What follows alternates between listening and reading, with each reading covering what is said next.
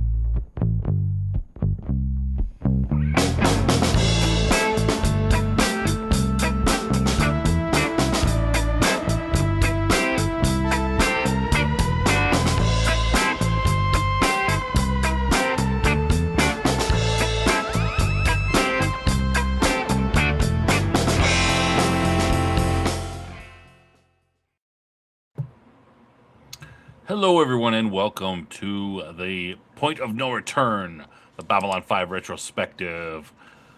This week on the program, we are talking Season 3, Episode 13, a late delivery from Avalon. But before we get into it, we've got to introduce my co host, the man who likes taking swords from watery tarts. It's Cam. Say hello, Cam. Good evening, Babylon 5 fans. Good evening, good evening. Yes, good evening. Yes, everyone. Welcome, welcome. Who've got? Oh, who've got in the chat? Oh, I mean, we have Jeanette in the chat. That's it. And of course, Cam and Q2. But yeah, that's it. Well, we're talking to ourselves show, tonight. I think. Yeah. Oh well, it's gonna be a quiet show. That's okay. It just went out, and YouTube's being crazy at times. Yeah. Don't forget, if you are in, don't forget to like and subscribe. We appreciate all those showing, saving the links, sending them out on X. That's really great. Let's bring in the rest of the panel for today. And of course, it is Death Angel Shadow, our regular panelist. Hello. And of course, our guest panelist for today is Madman from Q2 Cast. Hello, Madman. Hello. Wait. If I'm here, how can I be in the chat? I don't know. Looks like you put something in the chat there. You're double dipping. Yeah, what's up with that? Oh, wait, that's my job. I went swimming with the lady of the lake. Sorry, Hopefully, it wasn't in the New York. Oberon would be mad. Oh, no. All right. Before we get started, you guys have anything that you got to mention? Kind of killing a little time, letting people jump in. It's that notification. Did you see? Earlier today? Did you see Dean's pictures? Dean's pictures. Did you? I posted them in the Discord chat. Wait, that was Dean? Yes. I was like saying, why is he posting this in the chat? I'm like, what's going on with? Yes, that was Dean. You. Oh my god. Yeah. He did a stream that way. Vicky was having all sorts of fun with him. Oh my word! Oh, you're saying he was dressed as a wizard? No, he was not dressed as a wizard. No, Doctor Who? No, he wasn't. No, he was not. What is that then? Well, you should show it. I don't know. Can I bring it up? How can I bring it up here? Let me see. That bad. All right. So he's while Jack Lost Horse Scholar is out, he's been him and Vicky have been filling in. Jack and his beautiful bride are she's in hospital right now. So I think they're waiting. Is that it there? That is it. Oh my! And this will be our guest next week. Our guest panelist next week, right? Those Brits dress fancy. Yeah, she dressed him up really good. But what he's doing is he's putting a challenge out, throwing down the gauntlet if you do so many super chats on his on Jack's stream in Jack's absence that he's doing interesting challenges. So uh, the Is next one, if we hit 15, and I may have helped push a couple. If they hit 15, then he has to dress up as the Easter Bunny. Mm. So Everyone loves the Easter Bunny. yeah, yeah. And Vicky said if they hit 30, that she'll join in the fun. So is it costume specific? Well, yeah, yeah. It's kind of been a challenge. It's been evolving during the streams. So it's kind of fun. It's all in good fun, and it's hopefully helps Jack out because he's got a little one on the way, and so Vicky and Dean are being good sports and trying to do everything they can. So. Does it have to be a current costume? Because I dressed up as a hobbit when I was 12. Well, I mean, we could always do something like that here, Snob. How's that? Well, if people do super chats, which you can do super chats now, folks. Maybe somebody will dress up. We'll make Jason dress up. And don't forget, we have memberships as well. Yeah, we've got memberships. In fact, I might even be willing to dress up if we get enough. But we'll have to talk about it and see maybe somebody in the chat has some ideas. Who wants to be Jakar? Like maybe Jeanette has an idea. Maybe she does. All right. Well, that's something we'll have to talk about, I guess. Yeah. I mean, crazy stunt. We're not much into crazy stunts so far in the show. Not really. Yeah, I know. But hey, I suppose we can pivot and. Yeah. Meanwhile, we have a program change for Man Cafe for Tuesday, but we'll discuss that at the end of the show. Oh, you could just throw it out there now, real quick. Oh, okay. We decided to let Star Trek Academy die. Finally, and just thank goodness toss the dirt on it for good. So next week we will be discussing Buffy the Vampire Slayer, the cancellation of the pilot, which I read the script, and it's just next week we'll be talking about canon, what they should have done. It that bad? Let's put it this way: there's 4 seasons of canon in the comics, and they just completely kicked that in the garbage. Well, I mean, they didn't even have to. I mean, to me, the cartoon's not canon, but no, it's not cartoon. It's a comic book. This is canon. No, Josh Whedon was behind the comic. It's just literally it is listed as canon story. Okay, well, and the same thing. Let's have a discussion about that. He doesn't control the show anymore. That's true. Yeah, no, that is true. That is true. But the thing about it is the way they made it look like it was like everything's all nice and dandy. But meanwhile, you're talking about LA's in the middle of hell from the Angel TV series. Sunnydale is under control by the military, and Buffy and everybody else are living in Scotland at that point. Training new Slayers, I presume. About 500 Slayers. Yeah. Out of the 1,500 Slayers there around the world. Canon schmanon. All right. Nobody cares about canon, least of all the showrunners. Right? Seems to be the case. Yeah. Well, yeah. I mean, this is since we're burning time. It's this. I mean, I'm sure you've heard weirdos screeching about canonically it's blah blah blah. Whatever their preferred idiocy is, right? All it takes is one weirdo to get their hands on a gig writing something, and then suddenly whatever idiocy is canon. I'm not saying that in the case of a creator doing that, like you were saying about the comics, but almost everything has been bastardized by some weirdo at some point. contrary to, it doesn't matter, what came before or how contradictory it is.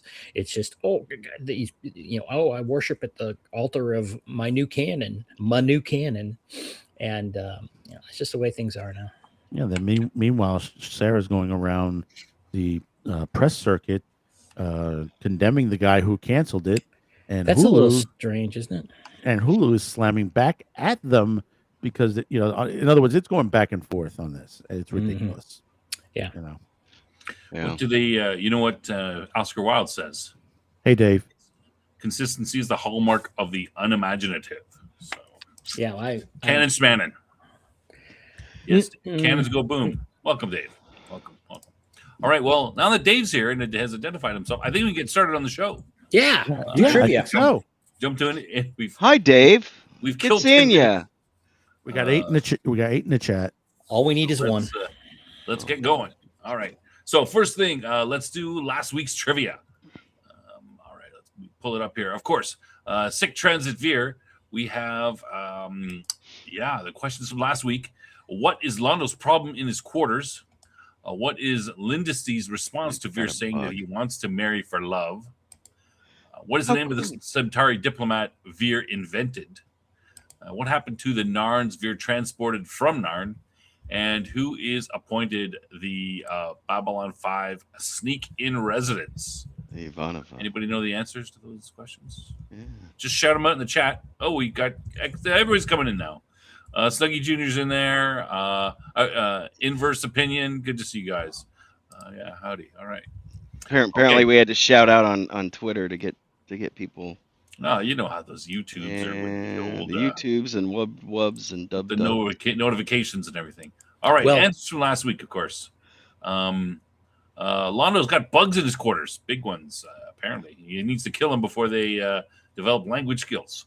Yes. She says, "Marry for love." He says he wants to marry for love. She goes, radical. It's kind of pretty quiet. It's kind of just sort of thrown in there. Real quick throwaway. Of course, every Centauri knows Abrahamo Lincoln, very, very famous Centauri. Yeah. And the Narns Veer transported from Narn, they were all dead. Supposedly, they died somehow, but they didn't really, of course. And at the end of the episode, Ivanova is appointed sneak-in residence. She is supposed to be taking over and see if she can sneak some more Narns out of the Narn homeworld using Veer's little plan. So, that's the answers from last week. And, of course, we'll give you the trivia questions at the end of the episode for this episode for next week. When we get to season 5, I have a story about Linda C. Oh, something to look forward to. Okay. Oh, good. In a year, we'll be talking about she that. Returns, huh? Or at least we hear what happens to her. Yeah. All right.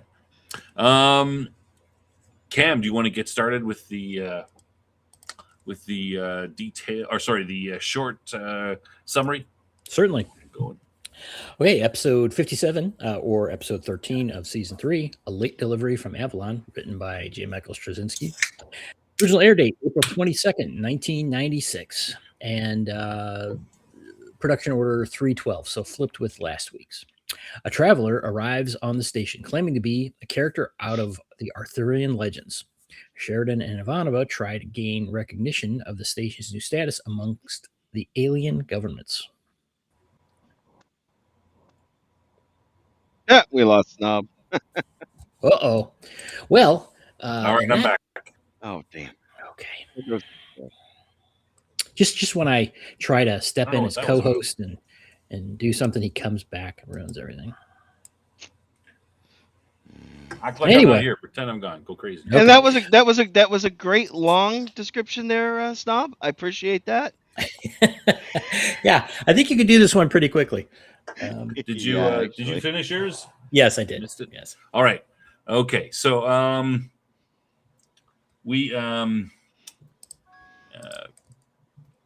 now we've been talking about this the long description. I've never been real happy doing it. It seems too long all the time, but I think we need some kind of something there. So anyway, Cam and I have been talking about it. I'm going to try to do something a little different, a little shorter, sort of a 3-act sort of thing. and we'll see how that goes. If you maybe I'll put a poll up, and if you see if you like the new detailed or you like the old one. If you like the new one, then I thought of it. If you don't like it, then it's Cam Cam's thought of fault. it. It's Cam's fault. And yeah, we'll see. We'll see how. You might as well blame me because I've been complaining about it forever. Oh, really? Oh, As long as it think doesn't it's- blame me. You think it's too short? I'm sure. No, I think it's too long. Oh, do you? Oh, okay. Yeah. All right. Give Okay, way so too many sides. I'm gonna go over the. I like doing the introduction stuff, like what happens before. So I'm still gonna repeat that. So we start with the show starts off with Ivanova and Sheridan in the CNC. They're talking about trade losses and they need money for Babylon 5. We cut to Garibaldi. He's getting a package from Earth. He's at the post office on Babylon 5, and the cost is high due to the Civil War and all that kind of thing. And he's complaining about it. 100 credits he's got to pay. And there's a bit of back and forth there. He doesn't get his package because he doesn't pay. And then lastly, we see a person on a ship. They're having some sort of strange black and white dream type vision sequence. Doors are closing around them. There's thunder, and this person grabs a sword. And I mean, you can tell the actor is obviously Michael York, but that's all we know. We don't know anything about the anything else. And we cut and we go to the intro. All right, so I'm going to very quickly talk about the Sheridan and the Ivanova situation. They through in the episode they propose to the non-aligned worlds basically a pact. They can use Babylon 5 for trade negotiations, maybe peace negotiations, that sort of thing. And in return, Babylon 5 wants to have them help defend the station. And they propose this and walk off and let them talk about it. Later at the end of the episode, we find out from Ivanova, she tells Sheridan that they got enough support with a few to spare. There's been talk back and forth. Not everybody's in, but they have enough. They'll be able to keep Babylon 5 running. So yay, hooray. Interesting, because last week we're talking about the trade on the station and all that stuff. So yeah, that's great. Okay, so within this episode, the primary thing is all about Michael York, of course, and as he claims to be King Arthur. So in Act 1, we have Michael York, the actor, appear on the station. He's dressed as a knight. He claims that he goes through a run-in with the station security, trying to get a giant sword through security. They draw their weapons on him. He draws the sword, and just at that point, Marcus and Dr. Franklin come in, and Marcus tries to talk him down. Dr. Franklin says he'll take responsibility, and Marcus is able to talk to him, tell him, "Who are you?" "Oh, yes, you're." "Oh," he says he's King Arthur. He goes, "Oh, calls him my lord," and King Arthur's happy because hey, it's a fellow British person. So yeah, he's able to talk to him and have him put his weapon away and bring it to go to the med lab where he gets checked out. So the doctor then checks him out, finds out that he doesn't have any ID, etc. on him. He puts him in isolation, but later on he escapes. We catch up with him. He's helping down below. He's helping an old woman. Somebody stole a picture frame from her. She's obviously one of the downtrodden in the down below. He confronts a bunch of criminals who are beating up a guy. He basically fights them off, but then more appear. And Jakar happens to be in the area at this time. Jakar sees what's happened and assists him. They fight, and we don't see the actual that part of the fight. But later on, Jakar and King Arthur are drunk in a bar, more Jakar than Michael York being drunk, and telling stories back and forth. Do we get a little bit of Jakar, how happy he is that he's fighting something directly, and how everyone went thump very very satisfactorily. And Marcus shows up saying, "Hey, Garibaldi's kind of pissed. You guys have been running around beating people up. So we got to go back and talk to them. So he goes back into the medical, and an Act 3 sort of thing. They take his DNA. Franklin finds out who he is. He's confronted by Dr. Franklin. He's apparently was a gunnery sergeant in Earth Force, and he was involved in the first battle against the Minbari. Basically, the start of the Minbari War. The Minbari ship, of course, they have their gun ports open as a sign of respect. The Earth vessels took this for a sign of aggression, and they fired on the ships, killing Ducat and basically starting the war. And this King Arthur was part of that. He was a gunnery sergeant. He was one of the ones who, fired the first shot. So he feels a little bit guilty about that. He's using this whole King Arthur thing as a way to sort of express his feeling about that, his feelings about how his knights all have died and perished. Once he's confronted by Franklin, pushes the even after Marcus tells him, "Hey, you shouldn't let him. You should leave him alone." He basically goes through all this pain. We have a bunch of vision, dream type sequences. He goes into a catatonic state, and then Franklin and Marcus figure out that, hey, maybe he's been talking about trying to give the sword back so he can rest. Give up this burden, the sword representing his burden. And they go, hey, maybe we could find a Lady of the Lake. And, of course, who shows up to do that? Delin, of course, obvious choice. She takes the sword, and it seems to help him recover. And the last basic scene of the episode, Jakar is talking to King Arthur, and he tells him, hey, they decide that they're going to send him to the Narn homeworld, and he's going to help out with organizing resistance, whatever that means. So I guess Jakar is busy. Yeah. So that is the shorter long version of the summary. I hope that's a little bit better. We'll see. And remember, if it's not, then it's Cam's fault. Yeah. All right. Can I point out something which is from Act 1 that's, I think it's a little bit important, and it's a major plot problem with this episode? That he had a sword and armor? No. Oh. Where's Marcus from? Well, he's not from Earth. From mining colony. From Rhesia. So basically, and this is the thing that got me for a bit. He says that even though the actor has a distinct British accent, but he wouldn't. His family would be several generations removed from the Britons. Yeah, well, he's got a British accent. Yeah, he's got a British because the actor is British. But yeah, it's kind of a bit of a thing because when he says, "Oh, Arthur," but he's been several times removed. His family several times removed from England.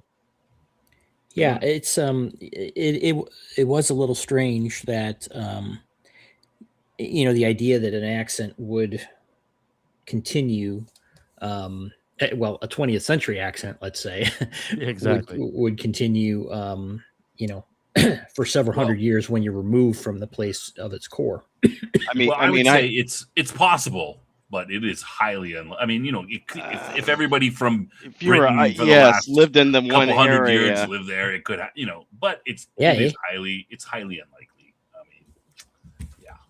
Yeah, that's kind of my. I know people who grew up in the U.S. who were born in the U.K. and they don't have an accent. It's very much it is very typical that people kind of adopt the accent of where they end up. Not always, but it's if you take a Southerner and bring them north, they tend to lose their accent, or vice versa, for example. Wait, does that mean I'm picking up more of an accent? That wasn't a good British accent. What you mean? It's too bad Dean's not here, because you could. There is an argument that the British accent is an affectation. It's intentional, although it varies wildly throughout the UK. There's many accents in the. even as Americans, we can recognize at least what 4 or 5 distinct Yeah. accents from the UK. Right. They were in total British alone.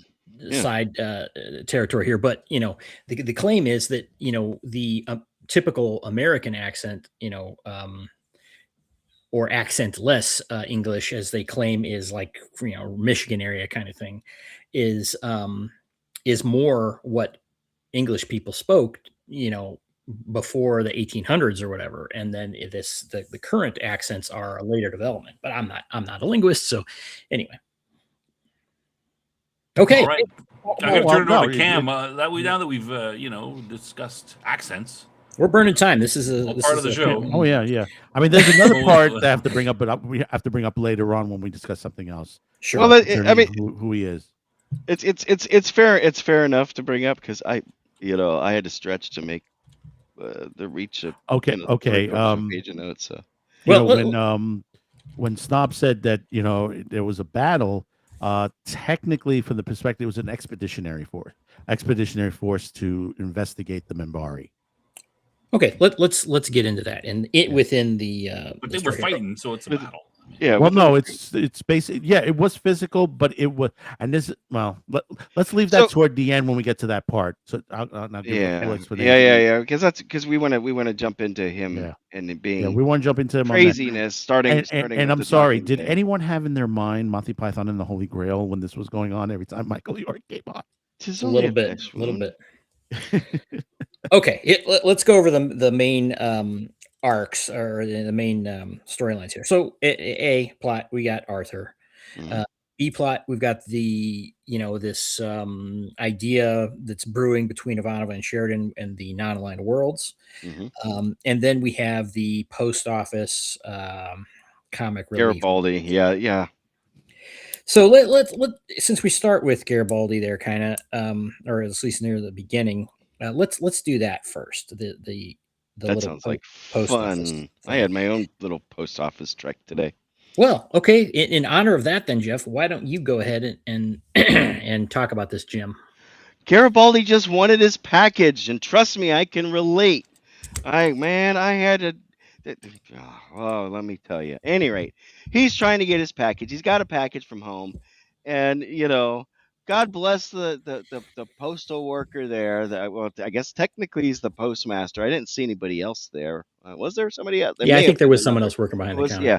At any rate, and they're keeping things going. Of course, now he's kind of having to do things kind of almost at a the smuggling stuff. It's kind of costing 4 times the normal rate, which should have been 25 credits, I guess, for a package. It was costing him 100, and it's definitely a comic relief. I mean, the whole thing is kind of not, there's some serious elements to it, but this is just kind of an introduction.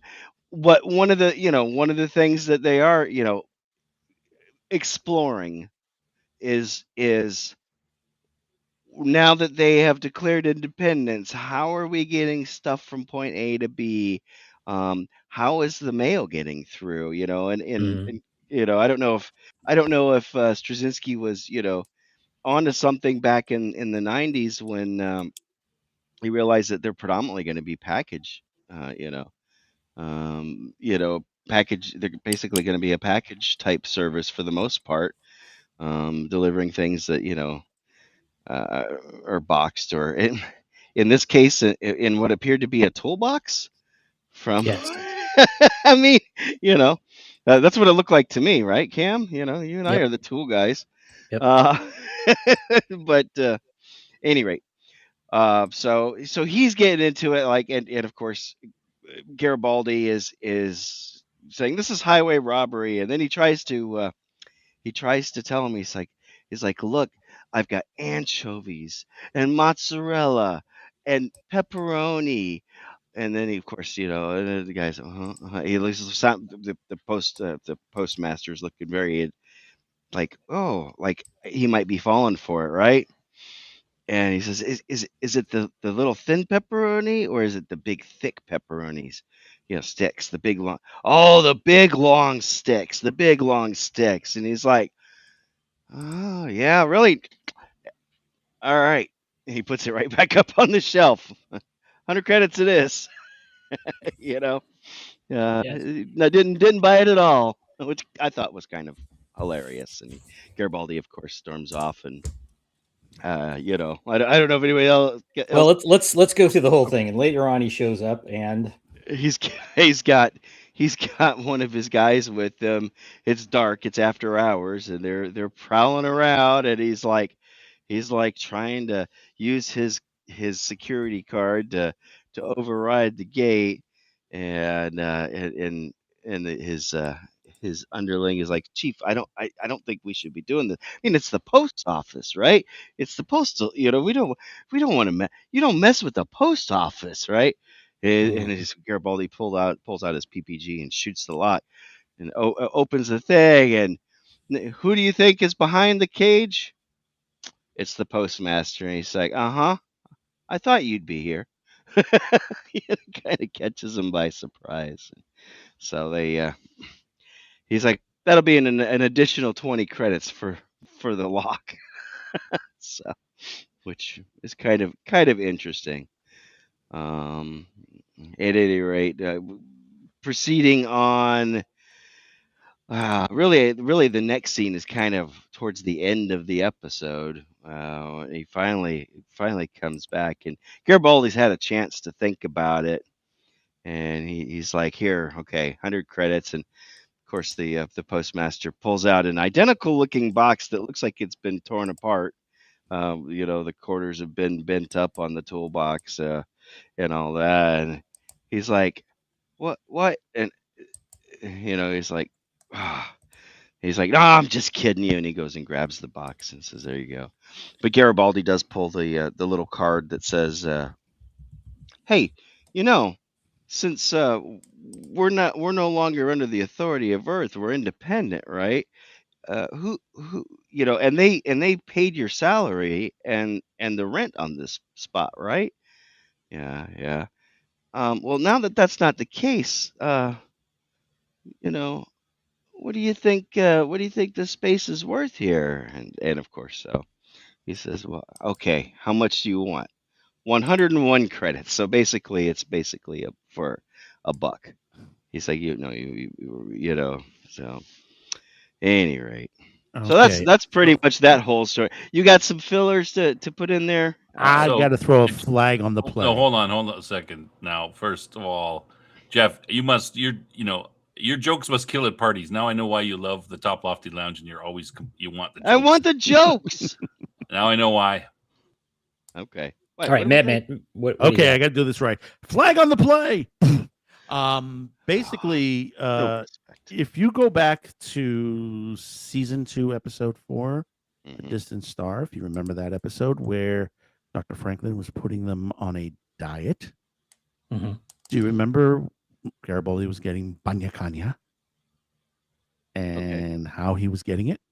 I don't know what that is. Yeah, he was getting it smuggled in through the but not through one of his guys on the Dockers Union. Yeah. Mm-hmm. So now here we are, season 3, and that was written by DC Fontana on that episode. Here we are. JMS writes in this one, Garibaldi's going through the post office. Yeah, that is, Yeah, this is again one of these things. I guess there's a tiny point buried in there somewhere that regarding that they're disconnected from Earth. Well, okay, if he's part of the Earth Postal Service, then why is he still working? They would either recall him or he would be listed as dissident or something. A traitor. Yeah, the whole. I'll be blunt. I think it was stupid. It was just a distraction. It was a tiny point in there and a lot of rigmarole around it. I have a nitpick with it, and that's Garibaldi. And this has happened a few other times. Garibaldi uses his PBG to blow up the lock, which the concept of the PPG is that it's meant to do damage to living things and not do damage to physical things very well. That's not to say it can't do any, but unless it was a really weak little lock, it probably shouldn't have done damage to it. Because you're in He a blew, ship. he blew, he You're in a blew an ship. You elevator don't want to. speaker in another episode. Yeah, did? right. Just a couple ago, right? You So imagine, do you see the cops around your neighborhood just shooting random things up for fun? Eh, like, oh damn, Yeah. forgot my keys. Let me just blow a hole in the door of my. Do you Boom. know any cops? well, this is I this do, is yeah. kind of an old trope though. That's like, oh, I'll just shoot the lock on something. It's like, it's not the greatest lock opening device. A crowbar would be better in most cases, but that's this kind of comes up with the PPGs every once in a while. It's they're meant to not go through things like hulls and such. Now, granted, a lock isn't a hull, but anyway. But okay, so Snob, you got anything to say about this little story? I didn't mind it. It was a little bit of humor, but of course, everything that everyone's mentioned is correct. Garibaldi is the head of security. You shouldn't go around shooting things all the time just because he's pissed off at them. You shouldn't be robbing from the post office, etc. He's a little loosey goosey for and he has head connections, and he has connections in there because he gave them to Jakar for Jakar's people, smuggling weapons. Yeah, this is. Oh, here comes the Babylon 5 train. Here comes the 1138. Now again, this is somewhat relatable because anyone who's dealt with the post office has probably had a bad experience. A lot of postal workers are good. A lot are famous for poor service. So anyway, I'll have you know, my dad was a roll letter carrier. Oh. So my dad was a mailman. And screw him. No, I'm kidding. No, it's like I said, there's a lot of good postal workers. Anything, it's not usually your carriers that are the problem. That's true. It's usually the ones that are in the sorting, or that that those are the ones that usually go postal. Your carriers don't. Cam, please don't bring the wrath of the USPS down upon the channel. We don't. Well, need I've that already right pissed. now. I've already pissed off Victorinox, so we love postal workers. Yes. Oh no, USPS. Like I said, my dad was a mailman, so I told you 2026 was a year of truth of enhanced truth telling for me, so I'm just gonna. But it is funny that the point that Madman has is right on point. This is a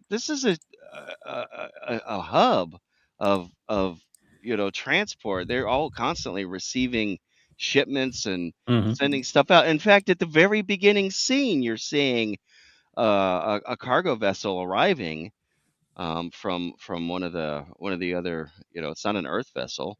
That round one? Yeah. No, that is an Earth vessel. Is that an Earth vessel? Okay. Yeah. But at any rate, the one with the green on it. Yeah, the big bulbous looking thing. Any rate, but they're actually getting shipments from other places. This place is like a dock. They have a big dock area. Why would maybe the post office is for the common person? I don't know. Yeah, and I don't think we've ever seen anything with the post office before. So it's just one of these things that writers do. They're trying to be cute. Yeah. Okay. Okay. Let's move on. So just the poll is up on YouTube if you want to talk about the detailed, if the summary, what are your thoughts about it? Did you put in there a shorter option? Shorter than short? No, you're a shorter option. Okay, so let's go to the Arthur thing. And Madman, since you are our special Arturian expert, yeah, let's hand that over to you. Obviously Snob kind of talked about it. A lot of obviously they start out with a lot of mystery about it with the dream sequence and so on and so forth. Yeah, there's a lot of visual imagery, dreaming, black and white stuff. Yeah, a lot of black and white stuff, and a lot of halts into what do they call it, Avalon, and of course King Arthur and the Round Table, to the point. And Michael York, he arrives to this situation, and when he comes aboard, it's like the guy's like said, "Hey, you got a weapon?" And he's like, "How dare you? Don't you know who I am? Have I been gone this long that no one remembers me?" Of course, I can't do Michael York, but I'll tell you, brilliant that he's done this. And and the thing is that in what was it, a Connecticut Yankee in King Arthur's court, he played Merlin. Oh, okay. in So another one, there's an just to bring actual that up. connection. There is an actual Yeah. connection toward this.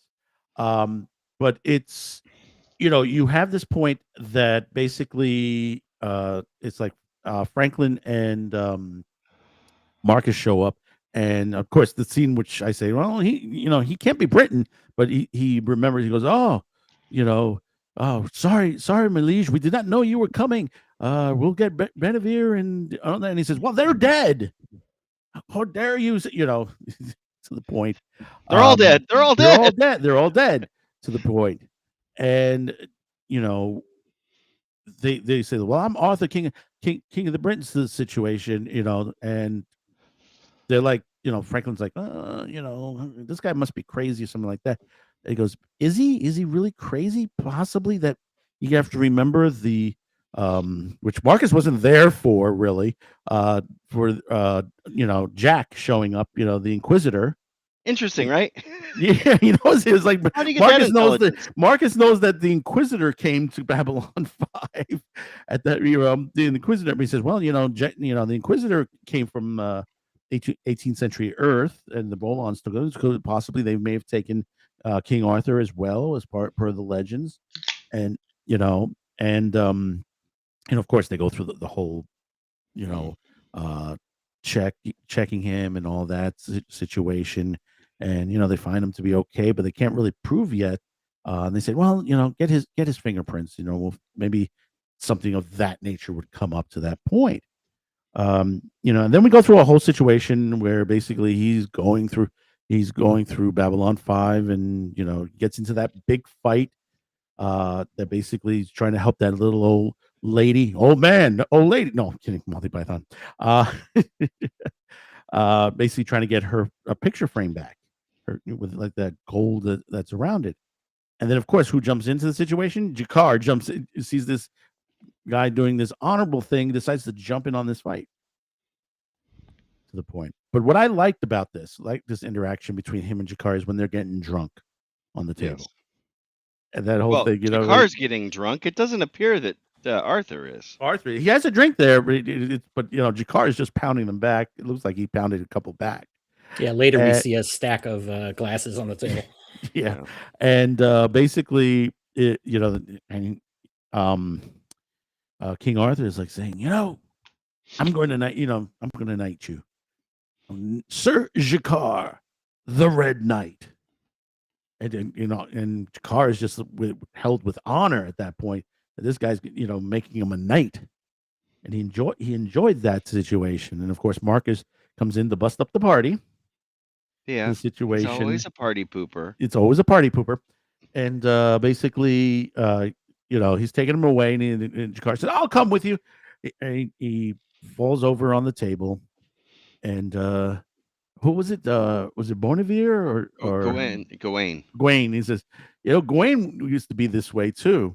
And he says, and Marcus is like, really? And he's like, yeah. It was to the point where we had to call him the Green Knight. Yeah. Ha ha ha ha. Yeah. I think JMS was just really off on this episode. Right? Maybe. Was he sick again? Was he sick? So, we go back and forth a little bit onto the situation, and Franklin finds out who he is. Mm-hmm. And it turns out that he was Earth Force. Mm-hmm. That basically he used to be on Earth Force. He was at the Battle of the Line. And also, mind you, he showed, because they cut to break. Right. What would have been a commercial break, but he showed Marcus, and Marcus was pleading, no, don't expose. Yeah, they left us hanging on that too. They're like, it's like, don't do it, don't do it. Don't break him. Man. Let him have his dream that he's Arthur, King of the Britons. What could go wrong? What could go wrong? Mm. But Franklin, who even said himself later on, he says, it's me. I like to cure everything, no matter what happened, no matter what the cost is. Basically, you find out that he was on the Battle of the Line, one of the survivors of the Battle of the Line, and basically he was on and this is the point.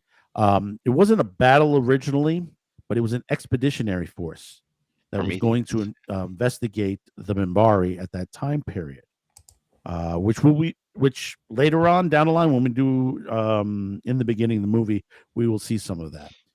Basically, the ship that was sent out there was because this was after the Dilgar War, supposedly.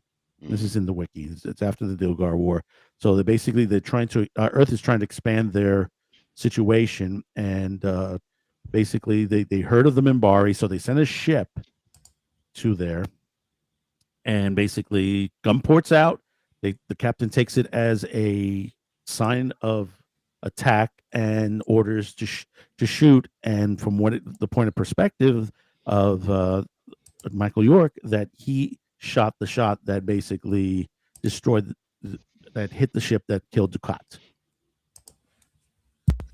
From the perspective that they were trying to make, right, onto there. I thought that was interesting, an interesting callback. That he took personal responsibility. He felt personally responsible because he literally fired the first shot. Mm-hmm. That started. He fired the shot heard around that started the universe. War. Yeah. Yeah. Well, yeah, it is. I mean, I'll cut to the chase. That's a tidbit that's kind of interesting for this, that, they're dealing with that bit of history. But I'm not sure it's really relevant when it comes down to it. It's they've kind of invented this character to fill out this thing. Obviously someone was the first person to shoot, but I to what end? Does it okay, so we're seeing this story about this nameless, previously nameless guy, and he happened to be it, and that it broke him mentally, and well, it kind of shows PTSD, that situation that have happened on this show. And he's not the only soldier that has gone through this. We've seen this. Several other soldiers. Well, Sinclair himself. Yeah, Sinclair himself. Sheridan, Garibaldi. Dwight Schultz's character. And many of these guys have gone through, the same situations. They went through the Battle of the Line. They were there at the beginning of that battle. Yeah. that caused this situation. And when you look at Michael York and what he's gone through, his character's gone through. I mean, literally, he reinvented himself to the point that, he created a thing that basically maybe that could cure him in a way. And it's the brain trying to cope. It's the brain. Yeah, the brain's trying to cope with it, but also to snap him out. We know what happens to get to that point. We'll get to that point in a moment. Basically, when Franklin tells him who he is and what has happened, and he tries to, and he goes comatose. He locks himself out. It wasn't not comatose. It was catatonic. He goes catatonic. Sorry, wrong words. Catatonic. Let me interject here for one moment. You have Marcus demanding to enable delusions, which is ridiculous. So Franklin's right in that respect, but Franklin is such a horrible doctor that it's like he's just like, here, look at this. Do you understand? This is it's like the worst therapy of all time. Resulting in the patient going from bad to worse. It's like both of them managed to be wrong in this situation. Wouldn't it have been much better to have a telepath helping along this something? Telepaths? Wait, those exist in this world? Yeah, I mean, that's the whole thing that was going through my head. I'm like, man, if they only had a telepath on the station that could help with. Oh wait, aren't there some telepaths in the Minbari? I'm like, wow, Lita's traveling around. To Lynn and reach out to her and see if she could help. Or Lita's going back and forth between here and the Volon planet. So yeah, okay. It's a good point. Oh, I wanted to go back a little bit. Cam mentioned. Sure. I think that I'd like. I mean, the fact that Marcus says, "Hey, what about this?" So when he wasn't there for that, I mean, that's a little bit. Yeah. Oh, yeah. Thanks. Hey, Weatherman. Good to you. Hello. Thanks for the membership. Yeah, Mrs. Boss got it. The membership. All right. You Thanks got a lot. one? Appreciate You it. got one? Thanks for the support. Mrs. Boss. Mrs. Sci-Fi Boss. Yeah. So I would like to mention though that so I mean the one thing, having not seen this episode before, that helped lend some credence to the episode that, I'm at the beginning, I'm like, of course everyone's gonna think and the whole staff think this guy's crazy. But I'm like, oh, hey, we've seen people come from history before with the Vorlons. Maybe it could be true. So that helps a little bit with the, with you thinking, okay, maybe he isn't, maybe he is the real Arthur, and maybe this has something to do with, it's going to be bigger than it is. Yeah. Oh, good night, Weatherman. Thanks for popping in. Appreciate it. So, of course he's not, but I mean, that's one aspect of it. But I mean, you guys have been mentioning. He fought very well with the sword, though. I mean, he was convincing. Yeah, that's true. He seemed to be pretty very adept. Yeah, and not a bad fighter overall. And I mean, well, here's another little nitpick. Sorry, just to interject this, but it's like he has this problem getting through security to get on the station. Well, what about getting on the transport? How did he get the armor on there? Like, okay, but whatever. He got on with his giant chainmail and this big ass sword. It's historical artifacts, I guess. So it's a little. Well, you got to also remember at this point, depending on we don't know where exactly he jumped on board, basically, but transportation between Earth and throughout the galaxy has been disrupted because of what was going on back home on Earth. So it's well, he could have come from one of the other colonies that seceded. Exactly, he could have been on one of the colonies, jumped on board. And he wasn't acting funny on one of those colonies or on the ship. How did he did he pay for transport for the ship? I mean, well, they're kind of implying that. I mean, Franklin says that this is the anniversary, right, of the battle. Was it the Battle of the Line or the start? The battle 15 of the years. It's been 15 years. The Expeditionary Force attack. Yeah. So that could have something to do with triggering him, that kind of thing. But I think what we're all getting, the point that we're all getting towards and sort of digging around is, what is the purpose of this episode? I think that's the main, why are we seeing this entire thing? Why? My honest opinion is exactly what we were talking about last week. Somebody said, I think we kind of need to fill in some details because people are going to start wondering why this and why that, and how are they, how are they still getting supplies? And that's kind of what this episode was. Literally, it was plugging those holes we complained about. Very tiny bit. You're right that they do have that, but then they build 40 minutes around a 2-minute point. Yes. What does Arthur have to do with it? Like, what does he have to do with the whole? Nothing. This is one of those the whole trade thing, standalone kinds of things, right? That occur every once in a while. That are my least favorite kinds of episodes. Sure. But okay, if I may, and we could get back to this because we're going to have plenty of time. But Jeff, related to what you were saying, is the actual important point in this episode, in my opinion, is the B plot with the Sheridan and Ivanova coming up with this plan with the non-aligned worlds. Yeah, and it was like the shorter, more super short, right? Talk. I mean, it was maybe 5 minutes. They kind of mentioned it at the beginning. 3 scenes, really. Yeah, we're right. We're basically where they say, "Hey, we should do something," and then they talk about it, and they present it. And I'm sorry, they present it, and then we get the feedback, the response. The council.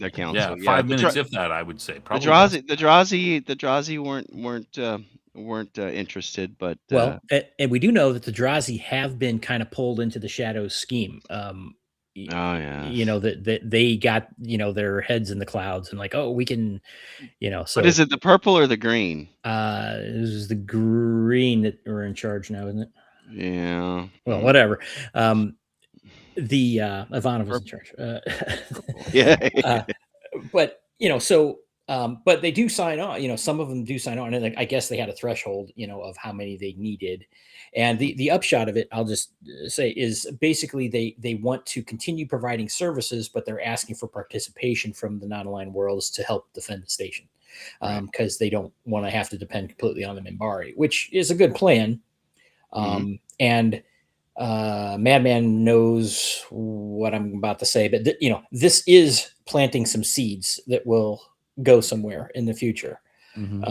So it's the little gem within this episode. But to Snob's point, I'm left asking why, with this. I did think it was kind of, I did enjoy the part where he was recounting the story about, they were meeting with Mordred or whatever, and the one, they were said, if someone draws weapons to attack them, and the one guy drew his sword to hit a snake or whatever, and that's what triggered. I'm obviously making the parallel to, the gun ports with the Minbari. I thought that was kind of interesting, and it wasn't a particularly bad concept to show this guy, breaking because of what happened and all the guilt with it and such. Right. But I don't know. It's a long way to go to get to that point, in my opinion. It is, but you have to remember with Straczynski right now, he hasn't explained a lot of the situations with this. Like I said, with the Gunport situation, the Dukat situation, the Battle of the Line. We haven't seen any of this really. Well, they kind of are just dribbling it out. It's like they mentioned the Gunport thing. It's like, did Jeff and Snob, did you remember when that was first mentioned? I did when they were talking about the Gunports being open. I was like, oh yeah, and I think it was talked about when was it the episode where the warships were coming in because they had the body there, right? Yes. Right. And at that time, they still didn't recognize that as being a normal practice by the Minbari, right? That is true. That is stupid, because they would have figured that, it seems it's like, oh, you didn't figure that out yet? It's a sign of respect. Yeah. 15 years later, you still don't know this? Because it wasn't, he was holding it back as a reveal for something later. And so that's my point, is that this whole idea, that they're now talking about again, it's never been well presented. Also, the Chagati, remember the Chagati? Chagati had her gun ports out when she came in and basically sent ships toward Babylon 5, and it says there's nothing left but honor. Mm-hmm. Yeah, and they were just literally just sacked. They were just committing suicide. Yeah. Right. So, I mean, from Jeff and my perspective, I agree. We do know that the gun ports open, and it's sort of an honor thing that they did with the the dead guy that they were bringing around everywhere, and it did put the station on alert. But we haven't, there hasn't been any mention that this is how the war, like this is the first we know of how the war started. Like I don't remember them saying that, it's the gun ports were open and then the Earth fired on. We know that there was a conflict and that Earth fired on them. We fired first. We fired the first shot. Yeah, but the gun port thing wasn't put in there, so that is it's a reveal. I mean, that is a reveal. A little bit, yeah. It's a small one, but that's new information overall for the first Earth Minbari War. But other than that, I guess. But it's like, how is I might not be remembering, because I've seen the whole thing, so it's like, oh yeah, we know that, but clearly we didn't know that until now. It's just about the start of this war. We know that the Minbari have this thing about gun ports. Jeff and I do, because we've seen it in 2 other episodes. Right, they have, but we don't know. We didn't know this started. That's what started. Does that matter really? Like, does it matter? I mean, was it mentioned in that episode? There is a story coming, and basically we have to wait for that. Once we get to season 4, and there is a movie for that. So basically, that will be explained down. Right. We do see it put together eventually. I'm saying that this is an exceptionally poor way to be presenting this important new point. kind of thrown out in the middle of this mess of an episode. It's like, that's why JMS made the movie. It's literally, I guess that was the major complaint. A lot of I remember back when this first aired, that was the same questions you're asking. I was asking the same questions on the first run of this. Yeah, it was like, what are we doing? We're doing it, and then we get towards season 4 of the first movie. Then you say, So I mean, okay. okay, if this is the reveal, and I guess it is, I'm remembering is this is the first time they've really fully explained it. Mm-hmm. Is You that mean how reveal on how the war started? Yeah. Well, I thought or we the knew detail before. of it. Yeah, we knew before, like Jeff said, we knew before that the Earth fired on the Membari. We Yeah. don't know why. This, we misinterpreted something, and We that's, misinterpreted. that's there all was we some knew. misinterpretation, and now we know it's the gun ports that they misinterpreted. I don't know that that's super huge and super important information for me personally. Well, At but this point, at this point, it's not, because it's like I said, it's been dribbled out, Right. so much that it as a reveal, it kind of is just like, oh yeah, that thing we heard about, it's just not Clearly good. somebody didn't do their due diligence in their intel. Right? Well, well, they didn't know much about it. I mean, the Membari are mysterious. we can't give them too much. Yeah, that's why we have to make a reference to Star Trek every episode. So they didn't have their counselor Troy on the damn ship. Yeah, she didn't tell them, sense hey. Well, no, Troy's always late. It's like, oh, well, I'm sensing something. What? Boom, Big boom. They're angry. Big boom. Right. Big boom. No, okay. Cam, I want to defend this episode a little bit. Okay. Please. Is this a good time? Yeah, absolutely. Okay, so in the sense that this is we're talking about the PTSD, excuse me. This is kind of it's a very novel way of putting it together. I mean, not so novel that the guy has he thinks he's someone else. That's somewhat unusual, but and putting King Arthur into it, that is, I mean, I'm giving JMS props there for having a bit more of an interesting way of putting it through there. The guy thinks he's King Arthur. I don't think that has been done in science fiction before. I'm sure you've had people pretend to be things that they're not, but weaving the King Arthur thing through it is it's fairly well done that way. And somewhat innovative. Well, Michael York brings a lot to it. I think. He played the role well. Yeah, I'm wondering if JMS gets, hey, we got a chance to get Michael York in there. Maybe. What should we do?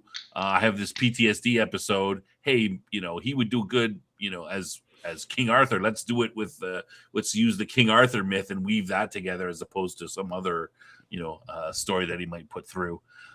So I'm curious as to how that came up, but so I'm kind of giving props for that. If you want to do a PTSD episode, and that is somewhat useful, we're getting a little more of a sense of the effect of the Earth Minbari War. There's a couple of comments in there. 250,000 people were killed. So which seems like a very small number, to be honest with you. It really does in the grand cosmic genocidal war. Yeah. Well, I mean, it depends on how many. I mean, it depends on how many people are on your ships, right? Like if you're going, your whole ship is getting destroyed. It's kind of like, these weren't the big. These weren't the big cruisers. These were like the ones that look like subs. I mean, relating it to the the U.S. Military. There's about 6,000 people on an aircraft carrier. If you got an aircraft carrier destroyed, 6,000 people. That doesn't seem like a lot, but that asset is very important, and you've really hurt the military if you lose something. If somebody had not been watching from the beginning, they might confuse the events that started the war with the Battle of the Line in this episode. Their delineation was not made clear in this episode. That's true. And because I'm like, wait, was this during the Battle of the Line that he's having the mental breakdown, or is it during the actual initial confrontation? Well, it's survive. I took it as survivor's guilt. It is. He feels guilty about what his part in starting the war and all the people who were subsequently killed because of that, and then he quote volunteers to go to the Battle of the Line, which Franklin says, quote, was a suicide mission. But he still survived that. I guess what they said, 20,000 died, only 200 survived out of 20,000. Yeah. So that's like 1%. So I will not say that the concept wasn't decent. And again, if they wanted to really tell the story about how this really happened, they had a chance to, but instead they filled it with long, tiresome dream sequences and a bunch of nonsense that went nowhere, and Marcus being a jackass. Sorry, Dean. I don't dislike Marcus, but he was obnoxious in this episode. Really? Yeah, I mean, it's like, oh, he's going to try and diffuse the situation where they just kind of tell the security guy, oh, don't do your job, buddy. Sorry, I got this, which was, again, stupid. And the guy's kind of, okay, sure. Marcus, not a recognized member of, the staff. I mean, Franklin was there and he did. Franklin did take responsibility. Right, but again, the doctor, sure, okay. Doctor, Doc, you're going to handle there I security. go again. I'm trying to fix something that cure something that I shouldn't. Yeah. But again, Marcus just playing along with the thing, again, to kind of bring you do that when you're trying to get someone off the ledge, right? And at the beginning, okay, fine. But then kind of continuing it, I don't know, the whole thing just annoyed the crap out of me. It kind of have for me. Let me see if you guys think this. This kind of harks on 1991's The Fisher King. Okay. Yeah. Saw The Fisher King a long time ago. Yeah. Michael York would be considered like the Robin Williams character in the movie, because if you know the movie very well, it's basically a radio DJ causes some guy to go crazy and start killing people, and Robin Williams character, his wife was killed by one of these by this killer and something, and he goes into like the quest for the Holy Grail.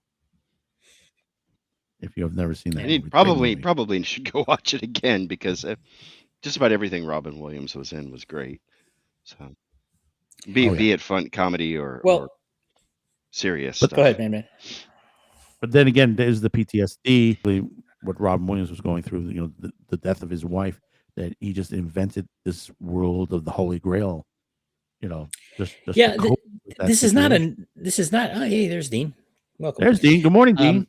I was just bashing Marcus, and you came in for it. Yeah. His ears were burning.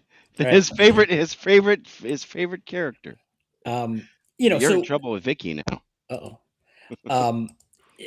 This is not a new concept of someone, creating a fantasy world. There's, in a lot of things, it's like, oh, someone claims to be Jesus, or, there's a variety of these things. But it's not you. So, I guess that this isn't the first one to really deal with King Arthur, based on what Batman and Jesus, Go to MASH, which had a lot of PTSD episodes where a guy thought he was Jesus. Mm-hmm. Yeah. Right. Yeah. It's I'm not not a new saying concept. it's the only one, but it is a bit of a more unusual pick. As I said, Jesus. Right. Would be Okay. the obvious But one. Then. So in my opinion, and I think we've covered the topics. If not, someone can bring it up. But this is a classic, decent idea, poor execution kind of thing. They buried it. They buried the points that were important to the Babylon 5 storyline in the thing of the week. Yeah. I get that. I think you're on point with that. Well, like I said, I said a couple of weeks ago, we're going to get through a couple episodes that are just not the greatest episodes in the world. And apparently, the in-between there's a couple points, of them coming up that are very good, because two more this season. We're gonna have to bend through two more this season. Not the next episode, but the one after that has a commentary track. Anytime there's a commentary track, it's probably an important episode. Don't watch it. Don't watch it. But no, it is an important one. And that's not the last one. There's still one more episode, which apparently is a two-parter. So don't watch that one either. Yeah. Well, the next 4 episodes are important to the series. Then 2 are bad, and then 3, the last 3 for the season. That's the way it goes. My thought, Cam, was that it's I thought it was kind of a mediocre idea. It's not the greatest idea. I'm giving a little bit of props, and because it's a somewhat different way of doing it, but it's kind of a mediocre idea, mediocrely executed. That was my sort of thought about it. But it's not the worst execution, but it's not great. And then they had to throw the Volon at the Well, I like that. Well, they throw Delenn in too, but okay, it's we haven't even got to the point with Delenn yet. Yeah, I kind of cut you off there, man, about it's okay. I'll just give the very brief recall, and then you guys can discuss it. After he's been driven into his catatonic state, then they're discussing. He's sitting there with his sword. It's like, yeah, a guy that's broken, give him the sword. That'll work. That's a good idea, as his comfort item. But then they figure, they discuss the myth and all that stuff, and they decide that Delenn needs to be involved here. So you want to talk about that? Go ahead, my man. Finish it. Oh, I'm sorry. You caught me off guard there. Yeah, it's, he's in that catatonic state, and, Marcus and Franklin are like, yeah, okay, I messed up, blah, blah, blah.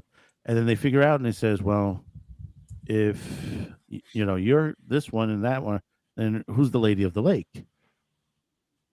And then they figure out, it's like, oh, it's got to be Delenn. Mm-hmm. So basically they get Delenn. Delenn comes in. She goes over to him, and basically he sort of lifts the sword toward her, and she takes it and holds his hand for just, like over his hand for just a moment on there. And he flashback. And then it flashes back to the whole situation, and it opens up to, to what happened. And, now everything, he's cleared. His mind is cleared to the situation, which is like, stuff PTSD cannot be solved overnight. One day. Takes a lot of time on that. But yet, of course, obviously, because the sword was taken, he's free. He says, I have been freed from my misery. Yeah, and they did make the point when he was recalling his story. It's like, oh yeah, until Bedivere gave the sword back, Arthur couldn't heal and all. So I mean, they did tie it in terms of that. Yeah, I thought that was pretty. Like, I mean, they're like, he's like Michael York is saying, yeah, as long as I hold this sword, the king's burden, I cannot rest and heal.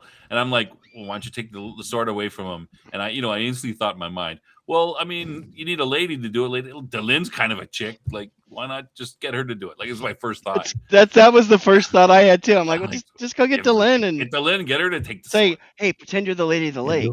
Yeah. and we would have short circuited the whole put episode, on this though. dress and take come out of the shower dripping wet. And then just take the sword and the guy. Maybe it'll help the guy out. Then all we would have had relieve his burden. He can start to heal. Yeah, all we would have had was the post office to talk about. Yeah, and then they did that, and then I'm like, it seemed very obvious to me. He mentions a couple times. York mentions a couple times. My burden. I need to relieve the king's burden. I got this sword, and it seemed fairly obvious by that point what to do. Take his sword away. He wants you to. He wants to lose this burden. He doesn't want to carry it anymore. Was it the actual lore to this? If you're familiar, if you've seen the movie Excalibur, the ending minutes of Excalibur and the lore of King Arthur, is the reason he gave up the sword for now is so he could be taken to Avalon to be healed from his wounds from his battle with Mordred. Yeah, which is what Bedivere York says that. Yeah, Bedivere takes the sword in the movie. He takes the sword, goes to he finds some water pattern, sits there, and then turns around and goes back to Arthur. And Arthur said, "What did you see?" He says, "I saw nothing." He says, you still have the sword. You must give it to the Lady of the Lake." So he goes back to that lake. He sees a hand comes out of the water. He throws the sword into the water. The lady grabs the sword, and the sword disappears into the lake. Bedivere goes back to Arthur. Arthur is gone. And what he sees is there's a boat out in the water, and Arthur being taken away by the three sisters to Avalon. Yeah. Well, right. So he referenced in here the 3 queens and the 9 sisters. Yeah. And so there was this implication in my head at first. It's got something to do with Minbari right off the bat, because of him talking about, now I don't know who the 3 queens are. That's the 3 sisters that take Arthur to Avalon. But what about the 9 sisters? I'm seeing that as the I could see that as the Gray Council, perhaps. The 9, but the 3 queens, I don't know. It was interesting. But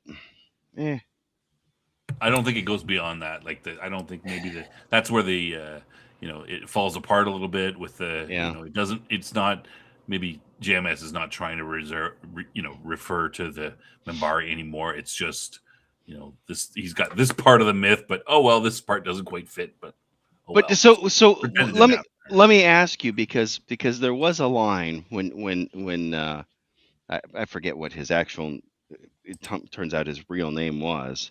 I don't even think I wrote it down. McIntyre, you mean? York? Dan or something like that. Whatever. David McIntyre. David. Yeah. Any rate, but there was the point where he was they were seeing him off, and of course Marcus is being weird. I wanted to see him as Arthur leaving, not as who he really is. Okay, whatever. But they're talking, and he's like, he mentions, it's like, well, for all we know, the the Vorlons, one of the Vorlons may have been Merlin. So I wonder if that's maybe one of those little nuggets that's being dropped.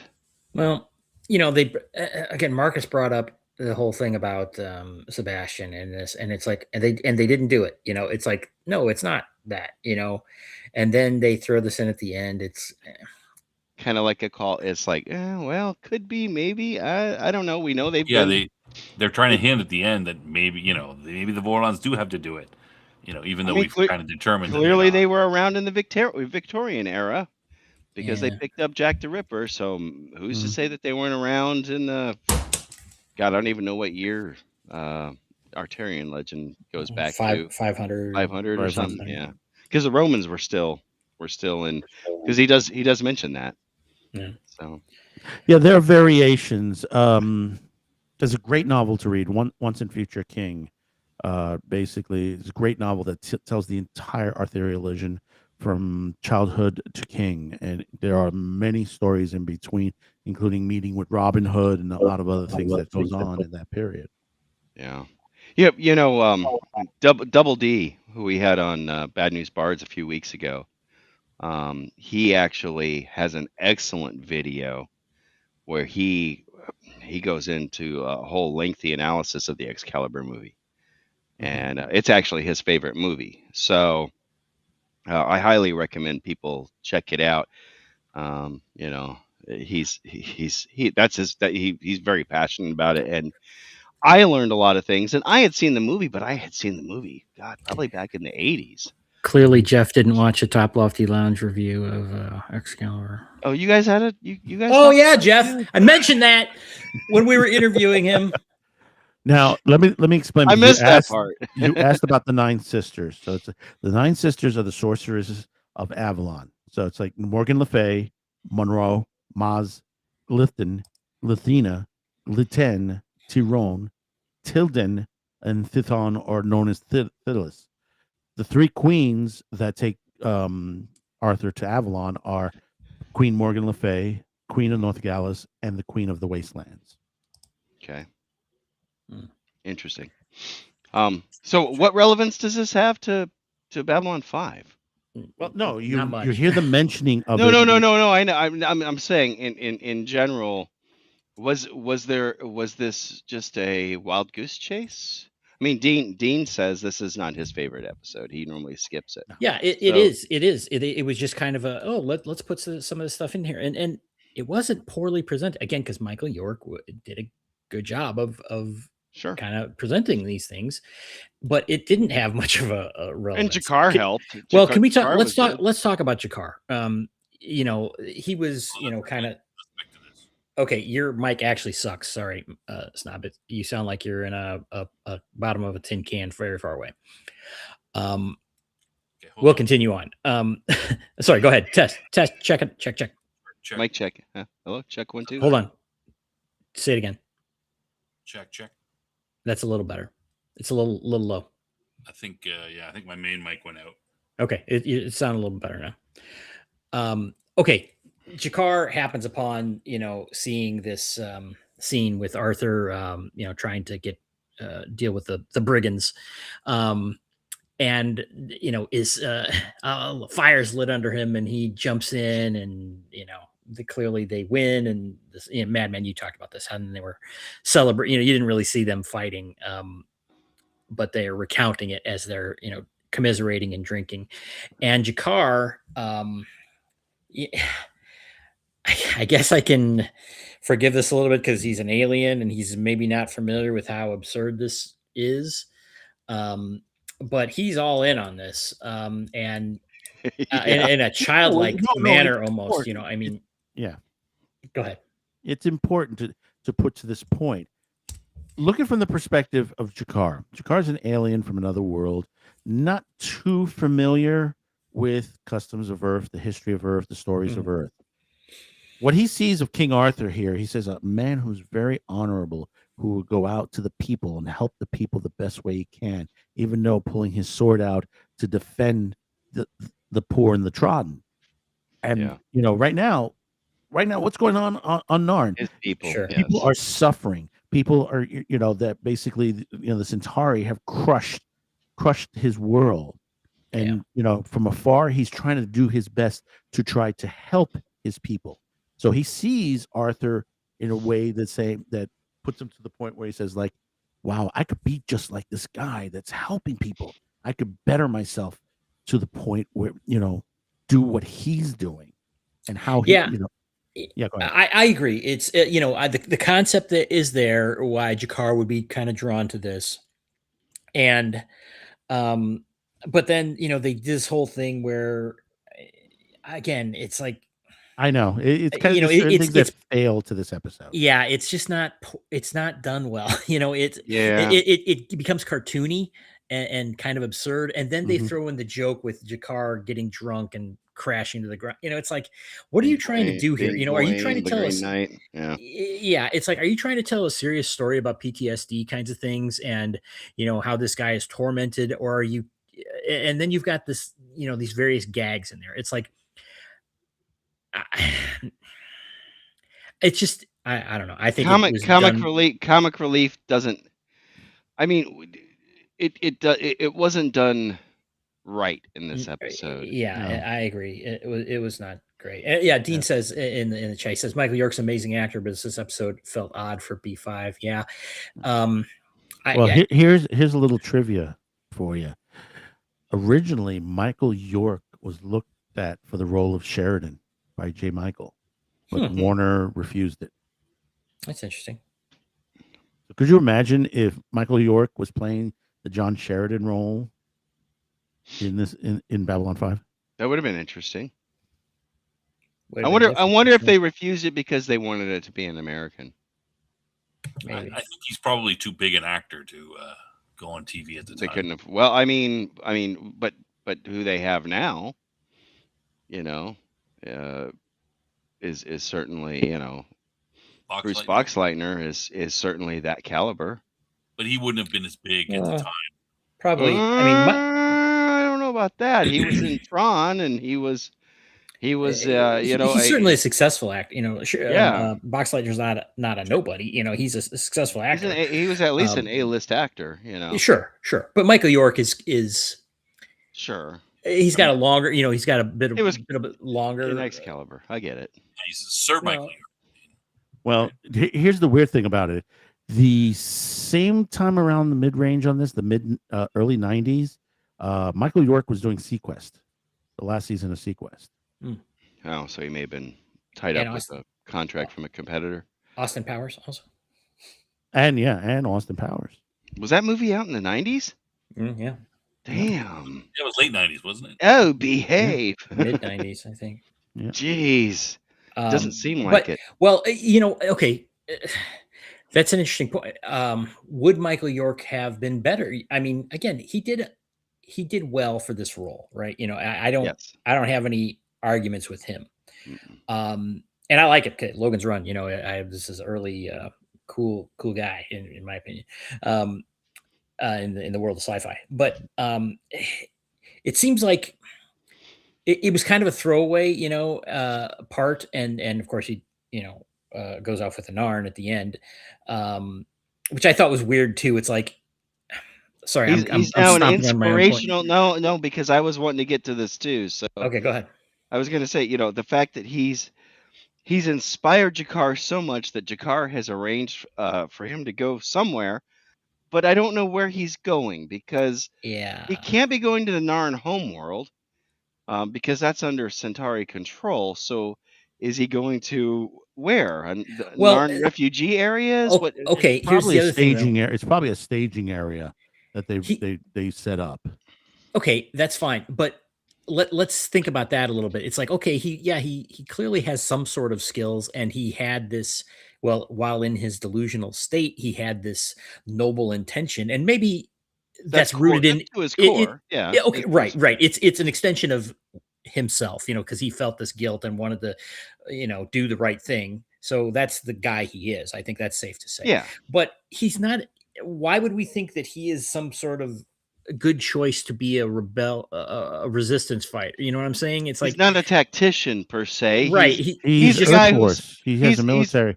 He has a okay, military. but he was a background. gunner. He was a wasn't. gunner. Yeah, He was a guy gunner, like but you. still was trained. But Hey, still you was go trained shoot in the it. Go military. shoot at this thing. Yeah, but You know, but he that- was still Eh. went to the training. Not everybody goes through core training. Not Yeah, but so people could it- become snipers, some become gunners. But he wasn't some an people officer. drive the tanks, ships or whatever you want to put it to the point. Everybody goes through the same basic training, and that's not the question. Why is he unique as a leader? And the reason is because Jakar liked him. It's like he Yes. inspired Jakar. And okay, if that's the position, fine. But it just it's like, oh, this is kind of convenient way It to get was rid of this weak. guy. It was a weak excuse. Yeah, Yeah. and what I was trying to say before, and I stepped on myself, is that I would have rather seen Michael York in some other role that was more meaningful to the actual storyline. I Maybe mean, becoming a ranger. something, maybe. I could have seen that. I could have seen him going to Mimbar. Could put him with the Mimbari. Well, that's interesting too, because that might have been more interesting. Yeah. If I may, about the whole, I think Jakar using him, and the reason I wanted to mention this, I don't know if it matters that much, but Jakar, using him, and Marcus not wanting Franklin to destroy this image of him as King Arthur. I think that both of those characters in this sense are they're looking for inspiration. It's a bit of a dark time during the war, and York as King Arthur represents this a figure that can be not worship, but can lead and inspire. Yeah. So I think that's what Jakar is saying, because he's not an expert in rebellion or those types of activities. He's not. I thought he was. No. I mean, Jakar is, though. Jakar is, but York isn't. So I think that's what Jakar is basically saying. This guy, he can inspire. He can be used to help inspire my people. That's what I got out of it. And also, I think that's why Marcus is like, don't take away this Arthur thing, because he can be an inspiration to us. We need that kind of thing now. We don't have it. That was my takeaway from it. I'm not sure that it's in the story so much, but that's what I thought the two characters were. Okay. Towards. But let's analyze that, though. It's like his inspiration is rooted in his delusion. And Jakar kind of got taken in by this fake thing. I mean, and I guess you could say, well, he is still inspiration. I don't know. It's a bit of a stretch, in my opinion. Yes. But Cam, every inspiring character in Earth history, somebody is there saying they're delusional, right? So I agree, he is delusional. You kind of prove, it's proven, but are these people delusional for saying, hey, follow me, we're gonna go and do this incredible great thing? George Washington was delusional. Well, okay, but the point is, the story was told, though. It was, oh yeah, this isn't in the midst of it. This is after it's resolved. Yes. and now he's back to being who he really is. And of course, the doc protests a little bit, but not much. He's like, "Well, I don't really think you should be doing this, but I don't think you're ready for this, but." He's not going to be effective if he's not a little bit delusional when he goes to. But the mind and the body have been stitched back together, or something. But remember, Marcus doesn't show up until after he leaves. Well, Marcus was there waiting in the wings, watching. Yeah, watching. Yeah. He hates goodbyes, he says. Yeah. Mm. Yeah. Okay. Well, Yeah. Oh, by the way, I looked up Michael York for the 90s era. Besides Sequest and Babylon 5, he did 12 movies in that era. Wow. Between 1991 to 99. that's probably why they didn't want him Pretty for good. the role. It's pretty busy. I mean, certainly movies would have earned him probably more. I mean, all of them weren't really good movies, but it was like he was yeah, busy. but he's a Hollywood actor, right? At that point. Mm-hmm. I'm So- wondering if this was a bit of the, I mean, it was maybe more in the 70s, but there was a kind of a thing going on about, guest of the week where they bring on a famous. Like on the Love Boat? Well, a Love Boat is the obvious one that does that. Love Boat and Fantasy Island are big for those. But I'm wondering if there's a little bit of a holdover of those in this. Like, oh, we've got this guy, we want to bring in a big name, help bump the ratings up a little bit. Michael York's on this. On the next episode, Michael York's. I remember him in Law and Order: Criminal Intent. He played a bad guy in that series. So, I mean, I don't know. I'm just, speculating, throwing that out there. Interesting. Well, there was one detail that was, I think we had kind of already learned a little bit about this, but maybe it was a little more added. About The doc. we we just lost Jeff. Whoa, What? Huh? Yeah, we just lost seemed you. for a second. I put you back in here. I don't know. Oh, what'd you do? Take me out? Are you kicking me out already? No. Nope. No, I said there was one bit of more information, I guess, about the lore that we learned a little bit with regards to the Ranger's brooch.